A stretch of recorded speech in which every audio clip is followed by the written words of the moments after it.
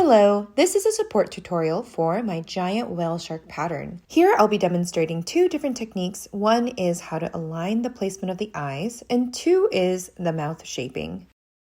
For the placement of the eyes, be sure to flatten the mouth and align it with the very corners. In the end, it'll look a little something like this. To hold the mouth shaping in place, make sure that the mouth is pushed into the body and that you followed the written instructions to stuff around it. And make sure that you hollow out that center so that you can see the length of the mouth like so. I also weaved the pink yarn tail to the outside of the body. We're going to secure the mouth shaping from the inside of the whale to right about where the white color changes of the belly stop.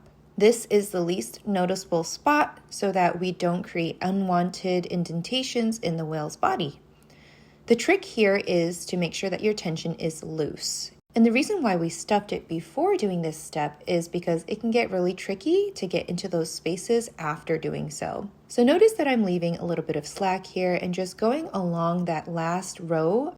And I am just weaving back and forth in a zigzag motion. We're going to keep doing this along the entire length of the mouth. And again, loosey-goosey. If you need to undo this step and to redo it because you notice that your piece is cinching in, don't be afraid to do it. I highly recommend you to do so. You will thank yourself later. And sometimes undoing things is just a part of the learning process. Once you are happy with your tension and everything, go ahead and secure your yarn tail in a double knot. And you can just leave the remaining tail inside of the whale body as stuffing. I hope that you enjoyed, and be sure to check out the rest of the Pillow Plushies collection.